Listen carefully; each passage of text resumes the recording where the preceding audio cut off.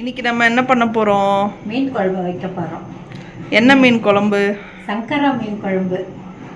தேவையான பொருட்கள்: புளி தண்ணி 50 கிராம் புளி தண்ணி கரைச்சி வச்சுருக்கேன். வெங்காயம் சிறுவன் நறுக்கி வச்சுருக்கேன். இது பெருசு பெருசாக நறுக்கி வச்சுருக்கேன்.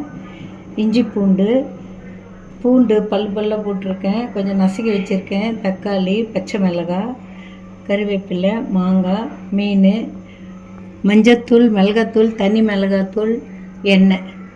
தேவையான பொருட்கள் இவ்வளவுதான். மீன் என்ன பண்ணி வச்சுருக்கீங்க? வாஷ் பண்ணி மஞ்சத்தூள் மிளகாத்தூள் போட்டு மேக்னேட் பண்ணி வச்சுருக்கேன். மேரினேட் பண்ணி வச்சுருக்கீங்க. ஓகே. அது ஊறிச்சின்னா உப்பு காரம் நல்லா பிடிக்கும்னு சொல்லிட்டு நல்லா ஊற வச்சுருக்கேன். ஓகே. இப்போ நம்ம மீன் குழம்பு ஸ்டார்ட் பண்ண போகிறோம். இதுக்குள்ளே நான் இந்த பெருசாக நறுக்கி வச்சுருக்கிற வெங்காயம், கொஞ்சம் கறிவேப்பிலை, கொஞ்சம் வெந்தயம், கொஞ்சம் சீரகம், இதெல்லாம் போட்டு. என்னெல்லாம் போட்டிருக்கீங்க?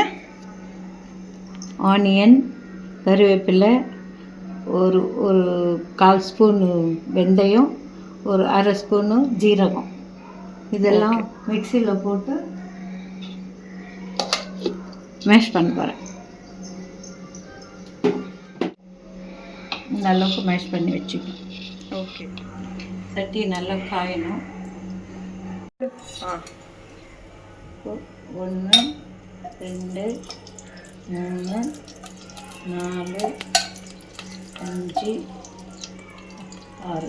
6 ஸ்பூன் எண்ணெய் காய்ஞ்சதுமே கொஞ்சம் கடுகு,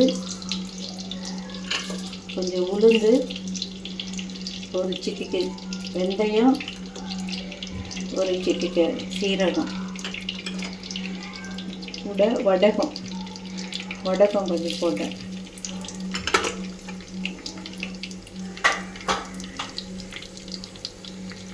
ஓகே.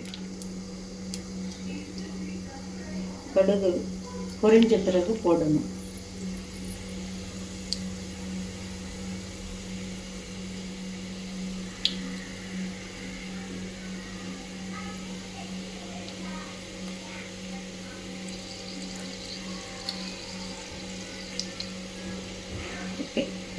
பூண்டு போடுறேன்.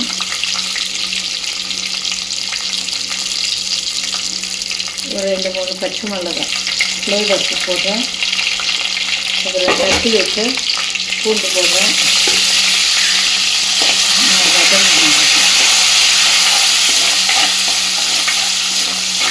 பொடியை நறுக்கி வச்சு ஆனியன் போடுறேன்.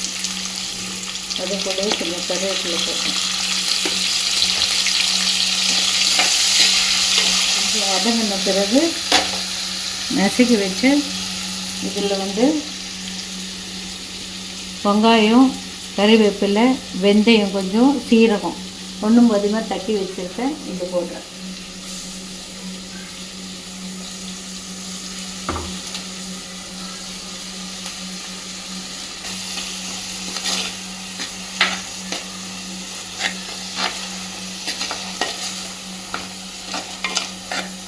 இது கூடவே இஞ்சி பூண்டு போட்டுவிட்டேன். இஞ்சி பூண்டு பேஸ்ட்டா? ஆமாம், 1 ஸ்பூன். இஞ்சி பூண்டு பேஸ்ட்டு கறி குழம்புக்கு அந்த மாதிரி தானே போடுவாங்க? இந்த இதுக்கும் இது நான்வெஜ்ஜுக்கெல்லாம் போட்டால் அந்த ஸ்மெல் தெரியாமல் இருக்கும், மணமாகவும் இருக்கும்.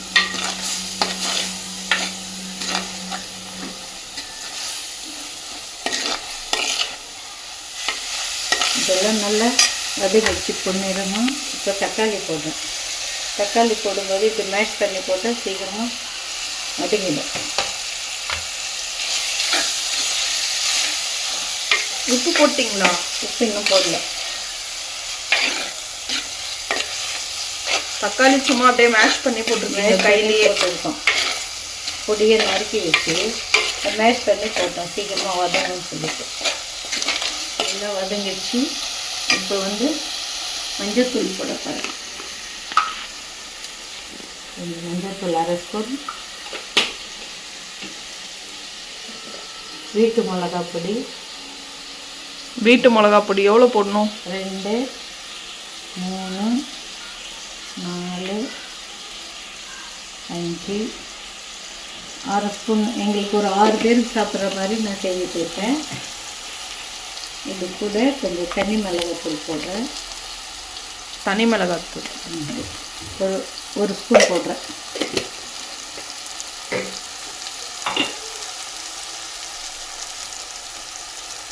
இப்போ உப்பு ஒரு 1.5 ஸ்பூன் போடுறேன். இப்போ எல்லாத்தையும் நட்டுக்கிறேன்.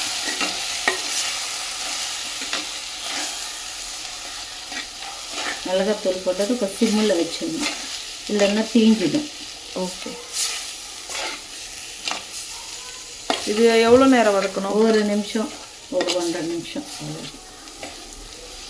இப்போது நான் புளி தண்ணி ஊற்ற போகிறேன். ஒரு 50 கிராம் புளி தண்ணி எவ்வளோ எடுக்கணும்? 50 கிராம் புளி தண்ணி தண்ணி ஊற்றி கரைச்சி வச்சுருக்கேன். இப்போ இதில் ஊற்ற போகிறேன். இப்போ நீங்கள் கொஞ்சம்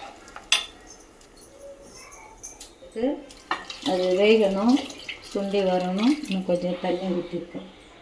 இது எவ்வளோ குழம்பு தேவையோ அதுக்கேற்ற மாதிரி தண்ணி ஊற்றிக்கோங்க.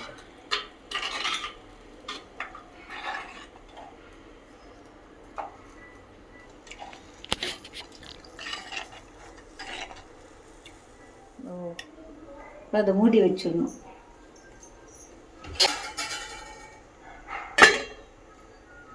இப்போ 10 நிமிஷம் ஆச்சு. இப்போ ஓப்பன் பண்ணி பார்க்கலாம்.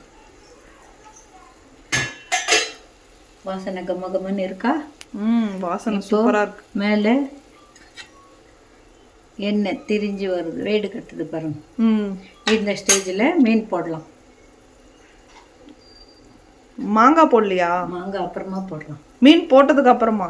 மீன் ஃபஸ்ட்டு போட்டுடணும், தலையெல்லாம் முதல்ல போட்டுடணும்.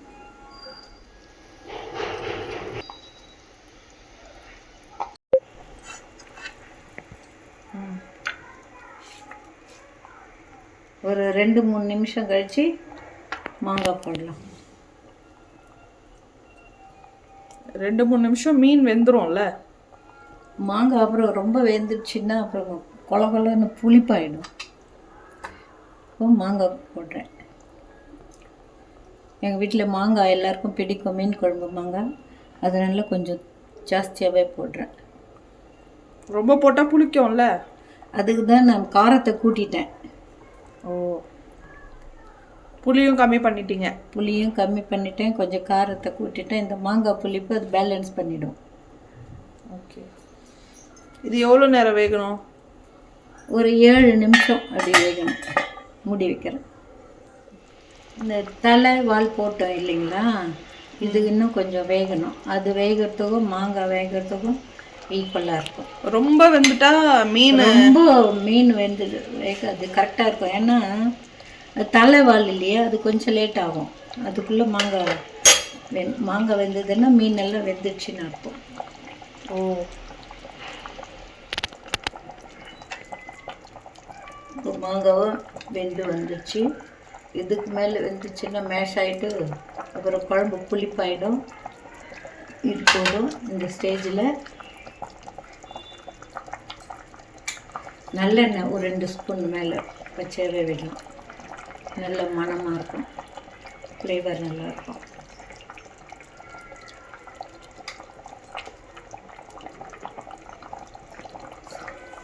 கறிவேப்பிலை 2 போட்டுட்டு ஆஃப் பண்ணிட வேண்டியது தான். அவ்வளோதான். இந்த மண் சட்டியில் செய்த மீன் குழம்பு மணமாகவும் சுவையாகவும் இருக்கும். நீங்களும் ட்ரை பண்ணி பாருங்கள்.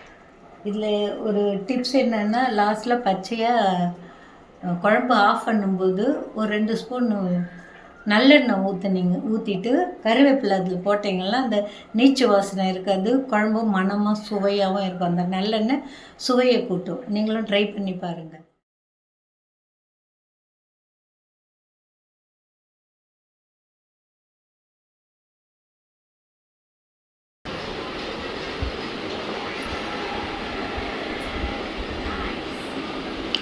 அருமையாக இருக்குது. நீங்களும் இதே மாதிரி ட்ரை பண்ணுங்கள். ரொம்ப நல்லா வந்துருக்கு.